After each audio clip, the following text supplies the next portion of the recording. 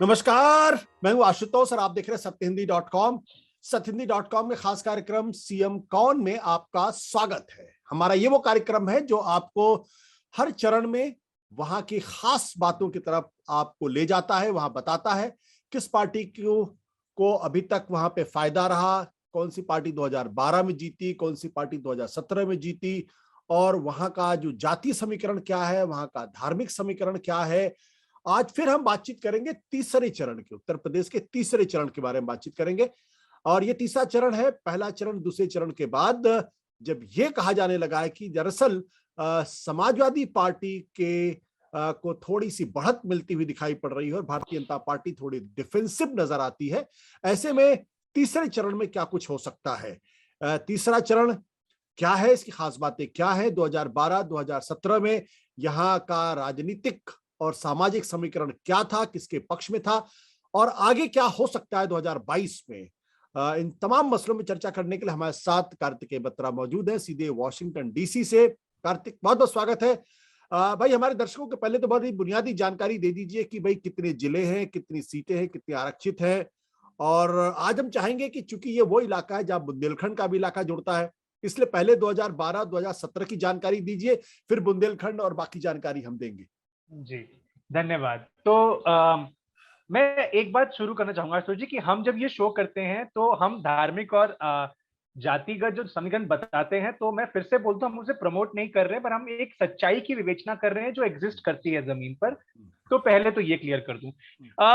हम आज जो ये जो चरण जा रहा है अगले कुछ दिनों में, जो तीसरा फेज, 16 जिले 59 सीटें हैं, इसमें से 15 रिजर्व सीटें हैं। तो ये 16 जिलों को हम 3 इलाकों में बांट सकते हैं। पहला आ जाएगा जो मैनपुरी इटावा, जैसे हम यादव इलाका बोलते हैं, मैनपुरी, इटावा, एटा, फर्रुखाबाद, ये सारे जिले एक तरफ। फिर बुंदेलखंड के कुछ जिले जा रहे हैं, जैसे कि झांसी, जालौन, सारी सीटें नहीं जा रही हैं। तो स्पेसिफिकली अगर मैं बोलूं तो हाथरस, कासगंज, एटा, फिरोजाबाद, फर्रुखाबाद, कन्नौज, मैनपुरी, इटावा, औरैया, इसको आप मान लीजिए यादव बेल्ट। फिर आप आइए बुंदेलखंड की तरफ, झांसी, जालौन, ललितपुर, महोबा, हमीरपुर, और फिर कानपुर की भी जो 2 जिले हैं वो भी इलेक्शन में जा रहे हैं। बुंदेलखंड की 13 सीटें हैं और बाकी 46 सीटें इन इलाकों की हैं। अब क्योंकि ये 3 अलग अलग तरह के इलाके हैं, तो इस विवेचना में कॉम्प्लिकेशन थोड़ी बढ़ जाती है और हर इलाके का अपना एक समीकरण है जो आगे हम समझेंगे। लेकिन इतना मैं आपको बता दूं आगे चलने से पहले कि अब हम मंडल बेल्ट, कमंडल बेल्ट से निकलकर अब कहीं ना कहीं मंडल बेल्ट में आ रहे हैं। जो पिछला राउंड था वो अगर मंडल पॉलिटिक्स था, सॉरी, कमंडल पॉलिटिक्स था, जिसमें धार्मिक ध्रुवीकरण हम देख सकते थे फेज 1 और फेज 2 में। तो अब हम एक ऐसे इलाके में आ गए हैं जहां मुस्लिम संख्या इतनी नहीं है कि कम्युनल पोलराइजेशन हो सके, लेकिन जातिगत समीकरण बहुत जरूरी हो जाते हैं इस इलाके में। समाजवादी पार्टी का ये गढ़ है, तो इस वजह से भी इस इलाके की बहुत अहमियत है। और बुंदेलखंड में जहां समाजवादी पार्टी को राइट ऑफ किया जा रहा है, अगर समाजवादी पार्टी कुछ गेन कर पाती है तो उनके लिए ये फायदा होगा। कार्तिक, चूंकि आपने कहा कि 3 इलाके आते हैं, बुंदेलखंड का इलाका आता है, इसमें मैनपुरी, एटा और एक तरीके से यादव बेल्ट का इलाका आता है, और तीसरा कानपुर के दो इलाके जिले इसमें आते हैं। तो सबसे पहले आप एक जो कंपोजिट पूरा है कि 59 सीटों पर भारतीय जनता पार्टी या समाजवादी पार्टी या कांग्रेस या बीएसपी की स्थिति 2012 में क्या थी और 2017 में क्या थी, ये एक बार एक्सप्लेन कर दे तो फिर हम टुकड़ों में चले जाएंगे। बिल्कुल। 12 में देखिए, क्योंकि समाजवादी पार्टी का गढ़ है, तो कोई सरप्राइज नहीं है कि 59 सीटों में से 37 सीटें समाजवादी पार्टी लाई। बीजेपी की उस समय 8 सीटें आई थी, कांग्रेस की 3, बसपा की 10। अगर हम वोट शेयर देखें तो समाजवादी पार्टी 32% वोट लाई, बसपा 26, भाजपा 17 और 12.5% कांग्रेस और आरएलडी के अलायंस को। अन्य के खाते में इसमें 12% वोट गया था और 1 सीट। 17 में आके ये स्थिति बिल्कुल पलट हो गई कि भाजपा ने 44% वोट लाकर यहाँ पर 59 में से 49 माने 49 सीटें वो जीत गए। सपा 8, कांग्रेस 1 और बसपा केवल 1, और इसमें सपा और कांग्रेस का गठबंधन था। तो भाजपा का वोट शेयर चला जाता है 17.5 से 44%। सपा और कांग्रेस का इसमें आ जाता है 30%। तो अगर हम सपा, कांग्रेस और आरएलडी का मिलाकर देखें दोनों में, तो वो 12 में जो 45% लगभग था, वो गिरकर 30% हो जाता है। बीएसपी का जो वोट शेयर है वो 26% से गिरता तो है, लेकिन वो 20% पे कंसोलिडेटेड रहता है। अब अगर हम इसको स्प्लिट करें बुंदेलखंड और रेस्ट में, तो बुंदेलखंड में 13 में से 13 सीटें 17 में भाजपा लेके जाती है। 12 में बुंदेलखंड की स्थिति बटी हुई रहती है, 5-3-2, उसमें बसपा सबसे आगे रहती है 5 सीटें। बुंदेलखंड एक वीक पॉइंट माना जा रहा है अभी तक समाजवादी पार्टी का, इसी कारण से कि अगर आप 17 के जो चुनाव हैं उनको अगर आप डिकम्पोज करें बुंदेलखंड और नॉन बुंदेलखंड, तो बुंदेलखंड में भाजपा का वोट शेयर जो कि वैसे इस इलाके में 44% था, वो बढ़कर 47% हो जाता है। और सपा कांग्रेस का वोट शेयर जो औसतन इस फेज की सीटों में 30% था, वो बुंदेलखंड में गिर के 25.5 पे आ जाता है। और जो बाकी बचती हैं सीटें, उसमें भाजपा का वोट शेयर हो जाता है 43% और सपा कांग्रेस का मिला के बढ़ जाता है 31%। तो आप अगर देखें बुंदेलखंड की सीटों में जहां कांग्रेस सपा का वोट शेयर 25-26 के बीच में रहता है, अन्य सीटों में वो 31 से ऊपर चला जाता है। और ये स्वाभाविक भी है क्योंकि मैंने जैसा आपको कहा कि यादव बेल्ट इस इलाके में है, जो मैनपुरी इटावा के गढ़ है, तो इस वजह से इस इलाके में काफी डिस्पैरिटी है, इसलिए ये फेज काफी इंटरेस्टिंग रहेगा। बिल्कुल। एक बार अपने दर्शकों को बता दूं कि दरअसल बुंदेलखंड में जो 13 सीटें थी 2017 में, वो बीजेपी को 13 की 13 सीटें मिली थी और वोट शेयर 47% हो गया था। समाजवादी पार्टी कांग्रेस का जो गठबंधन था उसको 0 सीटें मिली थी, बीएसपी को भी 0 सीट मिली थी, यानी बीएसपी और समाजवादी पार्टी और कांग्रेस का खाता तक नहीं खुला था। ऐसे में बुंदेलखंड का इलाका इस बार इंपॉर्टेंट होता है। अगर समाजवादी पार्टी अपना खाता यहाँ खोलती है तो उसके लिए गेन होगा। लेकिन जो यादव बेल्ट जिसको कहते हैं और कानपुर का बेल्ट है, उसमें बीजेपी का वोट शेयर घटता है, लेकिन सीटें भी ठीक ठाक आती हैं। 43% उसको जो वोट शेयर होता है, 36 सीटें मिलती हैं। सपा कांग्रेस का वोट शेयर बढ़ता है, 9 सीटें मिलती हैं, बीएसपी 1। यानी ये वो इलाका है जिसको सपोजिटली कहा जाता है कि यादव बेल्ट है या मुलायम सिंह यादव का बेल्ट कहा जाता है। लेकिन 2017 में यहाँ पे समाजवादी पार्टी पूरी तरीके से साफ हो जाती है। अब ये जो तीसरा चरण है, इस तीसरे चरण में अभी तक ये कहा जाता था कि मैं पहले चरण में तो जाट बड़े प्रभावी थे, दूसरे चरण में कहा जाता था कि मुस्लिम तबका बहुत प्रभावी था, 37% तक लोग कहते थे वहां उनका वोट शेयर है। तो इस एरिया में तीसरे चरण में हम देख ही रहे हैं कि यहाँ जाट की संख्या भी लगभग नगण्य है, मुस्लिम की आबादी कम है। तो फिर इसको समाजवादी पार्टी का गढ़ क्यों मान रहे हैं? बहुत अच्छा सवाल पूछा, और मैं हर फेज को एक फ्लेवर के हिसाब से देखता हूँ कि जैसा कि आपने कहा फेज 1 का फ्लेवर जाट पॉपुलेशन, फेज 2 का फ्लेवर था कि देखिए मुस्लिम बहुल इलाका है।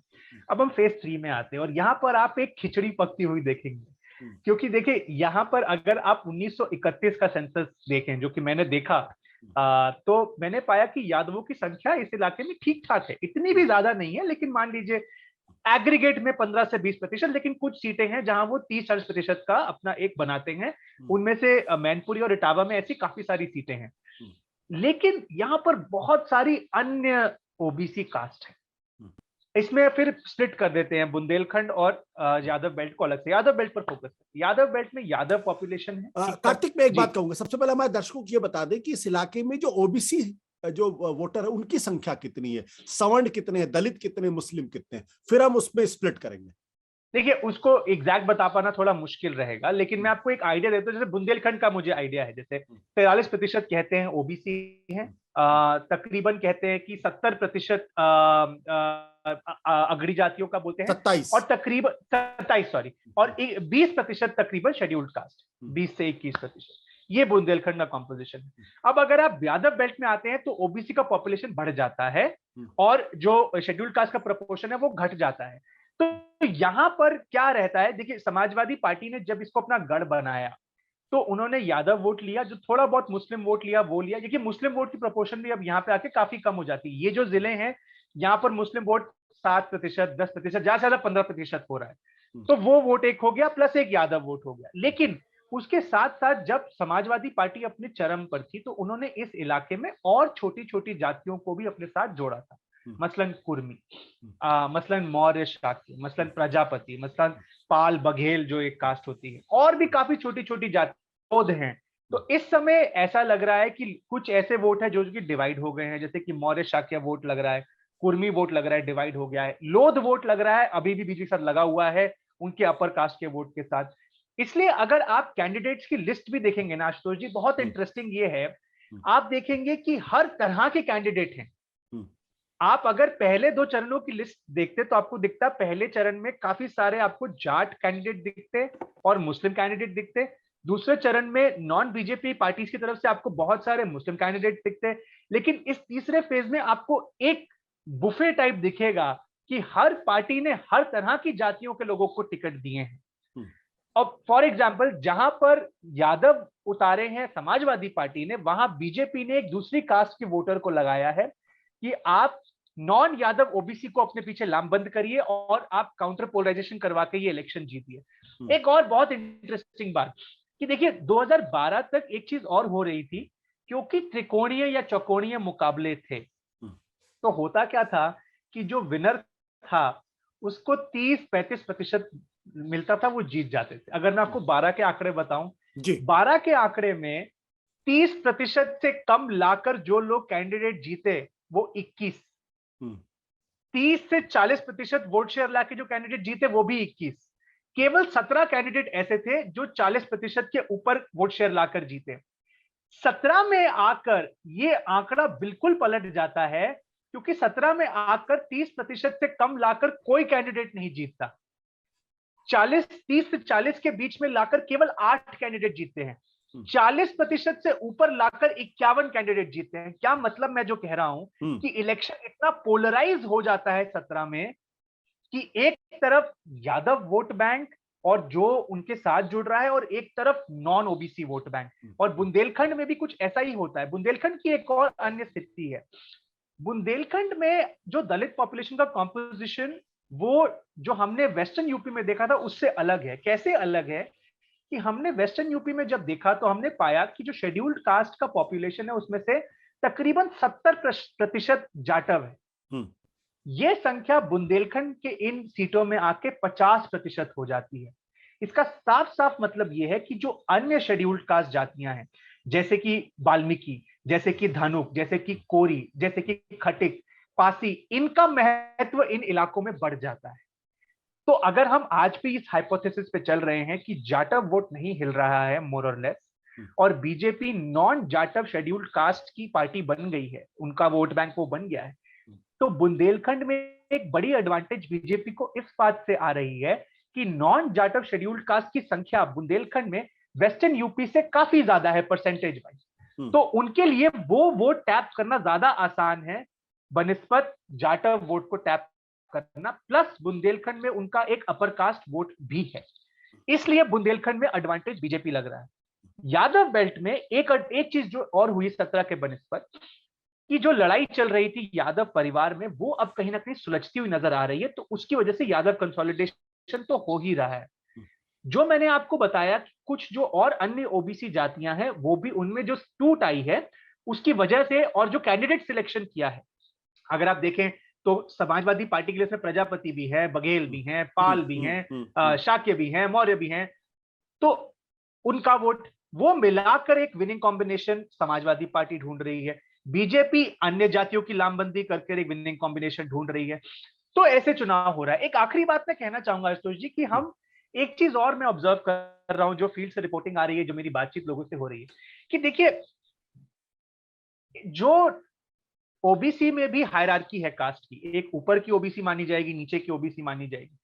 जो तो ओबीसी थोड़ी सी महत्वपूर्ण मतलब अपने आप को डोमिनेंट समझती है, जैसे कुर्मी हो गए या मौर्य शाक्य हो गए, उनके वोट बैंक में टूट ज्यादा दिख रही है मुझे बीजेपी की तरफ से, क्योंकि वो उनकी जो एस्पिरेशंस हैं वो शायद केवल राशन और टॉयलेट और घर से ऊपर है, क्योंकि वो डोमिनेंट कास्ट रही हैं। तो वो नौकरी चाहते हैं, वो रोजगार चाहते हैं, वो एमएसएमई बंद होने पर खफा है जी। लेकिन जो निचले तबके के ओबीसी हैं, जिनकी कास्ट और क्लास दोनों ही नीचे हैं, वो राशन जैसे मुद्दों पर आज भी बीजेपी के साथ लगे होंगे। और यही कहीं ना कहीं लोअर शेड्यूल्ड कास्ट, जो शेड्यूल्ड कास्ट में जाटव से नीचे तबके आते हैं जी, नट हो गए और भी बहुत सारी जाति, वो भी शायद इसी वजह से बीजेपी के पीछे लामबंद हो रहे हैं। तो ये बहुत ही इंटरेस्टिंग फेज रहेगा। एक आखिरी बात बोलकर मैं अपने जवाब, बहुत लंबा जवाब हो गया मेरा ये, इस एक आखिरी बात की जवाब मैं आपको खत्म करूंगा कि अब हम, जैसा कि मैंने कहा, अब हम मंडल फेज में एंटर कर चुके हैं उत्तर प्रदेश के। अगर ये फेज 3 अखिलेश यादव अच्छा निकाल लेते हैं तो इसका सीधा सीधा असर चौथे और पांचवें फेज पर पड़ेगा, जो अभी तक मुझे लगता है समाजवादी पार्टी के लिए सबसे मुश्किल 2 फेज रहने वाले हैं। अगर ये फेज 3 अच्छा निकाल देते हैं तो एक हवा चल पड़ेगी कि अखिलेश यादव की सोशल इंजीनियरिंग भी काम आ रही है। रिवर्स, अगर फेज 3 गलत जाता है तो फिर जो सोशल इंजीनियरिंग है वो बीजेपी के फेवर में काम करेगी और वो चौथे, पांचवें, छठे और सातवें फेज में उनकी मदद करेगी। बिल्कुल। अब आखिरी सवाल, ये इस इलाके में करहल की सीट है जहां पे अखिलेश यादव चुनाव लड़ रहे हैं, तो अखिलेश यादव हार जाएंगे? ऐसा लगता तो नहीं है। अगर हम सिर्फ केवल अगर हम आंकड़े, आई गॉट यू थिंकिंग। ऐसा लगता नहीं है, ऐसा लगता है। अगर हम केवल अपने आंकड़े देखें तो जब से समाजवादी पार्टी बनी तब से करहल सीट उनके पास रही है। केवल 2002 में वो सीट बीजेपी के पास थी और तब इंटरेस्टिंगली कैंडिडेट वो थे जो बाद में समाजवादी पार्टी में जुड़कर 3 बार एमएलए बने, करहल से स्वर्ण सिंह यादव। और जब वो जीते भी थे 2002 में तो वो बहुत छोटे मार्जिन से जीते। तो ऐसा लगता है कि सेफ सीट है और जो फील्ड से रिपोर्ट आ रही है उससे लग रहा है कि यहाँ पे यादव पॉपुलेशन काफी भारी संख्या में है। ऐसा लगता है कि करहल का चॉइस इसलिए भी था शायद क्योंकि अखिलेश यादव इस इलाके में मोमेंटम बिल्ड करना चाहते थे अपने कैंपेन से, अपने उस इलाके में, क्योंकि जैसा कि आपको मैंने कहा ये बेल्ट काफी अहम रहेगी क्योंकि अब जो इलेक्शन का मूड है वो मंडल की तरफ होने वाला है। आगे जब हम जाएंगे तो मुस्लिम पॉपुलेशन ज्यादा नहीं है जितनी हमने पहले 2 फेजेस में देखी। तो अब सब कुछ जातिगत समीकरण पर और जो एजेंडा, जो इनके नैरेटिव्स हैं इश्यूज को लेकर, उस पर चलेगा। तो मुलायम सिंह यादव के क्यों उतारना पड़ रहा है अखिलेश यादव को? अगर वो जीत रहे हैं आसानी से तो मुलायम सिंह यादव को उतार रहे हैं। देखिए, सिर्फ मुलायम सिंह यादव नहीं, वो जो चित्र आया है उसमें मुलायम सिंह यादव जी, अखिलेश यादव जी और शिवपाल यादव जी तीनों हैं। तो ये एक इमेज दिखा रहा है कि पूरा परिवार अखिलेश यादव के पीछे एकदम सशक्त होकर खड़ा हुआ है और ये चुनाव समाजवादी, मतलब जिसे कहते हैं ऑल इज वेल फैमिली में, तो ये कहीं ना कहीं वो कन्वे कर, और प्लस एक इमोशनल अपील तो रहेगी। नेताजी सबसे बड़े नेताओं में माने जाते हैं उत्तर प्रदेश के और भारत के भी शायद, तो एक इमोशनल अपील तो रहती है। मुझे नहीं, ये तो फिर वही बात हो गई कि मोदी जी उत्तर प्रदेश में क्यों आ रहे हैं चुनाव का प्रचार करने। आपके पास जो भी आपके बड़े फेसेस हैं उनको आप उतारेंगे, मुझे नहीं लगता कि वो डर से उतार रहे हैं। मुझे लग रहा है अपनी स्थिति को करहल के बाहर भी और इलाकों में मजबूत करने के लिए निकाल रहे हैं। क्या यहाँ पे आपको कम्युनल पोलराइजेशन होता हुआ दिख रहा है? आशुतोष जी, मेरा एक मानना है कि कम्युनल पोलराइजेशन पिछले 5 साल में काफी हद तक ऑलरेडी हो चुका है, वो जमीन पे बात जा चुकी है। अब कोई इन्फ्लेमेटरी स्पीच नहीं दे रहा, दंगा नहीं हो रहा तो हम खुश हो रहे हैं। हमें खुश नहीं होना चाहिए क्योंकि जो कम्युनल एक धारणा आनी थी वो पर्कुलेट हो चुकी है। अगर हम केवल इस फेज की बात करें तो मुझे लगता नहीं है कि इतनी कोई संख्या है माइनॉरिटीज की, रिलीजियस माइनॉरिटीज की, कि यहाँ पर कम्युनल पोलराइजेशन हो। यहाँ पर अगर आपको इस इलाके का चुनाव समझना है, आप केवल कैंडिडेट लिस्ट देख लीजिए और सरनेम्स देख लीजिए। माफ कर रहा हूं, मैं कह रहा हूं, ये माफ कीजिएगा कि मैं कह रहा हूं, लेकिन अगर आपको जातिगत पॉलिटिक्स समझनी है तो आप देख लीजिए, जहां किसी ने यादव उतारा है वहां दूसरे व्यक्ति ने कुर्मी उतार दिया है, जहां किसी ने प्रजापति उतारा है वहां किसी ने पाल उतार दिया है। तो ये बिल्कुल एक, मतलब अब हम जातिगत पॉलिटिक्स वाले बेल्ट के चुनाव की तरफ बढ़ रहे हैं। तो मेरे हिसाब से यहाँ पर वो होगा कि यादवों के बारे में जो नैरेटिव है कि यादव दबंग हो जाते हैं जब समाजवादी पार्टी आती है, तो बाकी जो ओबीसीज है उनको परेशान कर, ऐसे नैरेटिव आपको ज्यादा मिलेंगे वर्सेस हिंदू मुस्लिम। तो किसको एज है फिर? मुझे लगता है कि बुंदेलखंड की सीटों को अगर छोड़ दें तो समाजवादी पार्टी को यहाँ पर एज होना चाहिए, प्योरली बिकॉज ये उनका ट्रेडिशनल इलाका है और एक डू और डाई फाइट में आप अपने ट्रेडिशनल इलाके से एक्सपेक्ट करते हैं कि वो आपके पीछे लामबंद होंगे। चलिए, बहुत बहुत शुक्रिया कार्तिक इस बातचीत के लिए, थैंक यू सो मच। सत्य हिंदी का ऐप डाउनलोड करें गूगल प्ले स्टोर पर।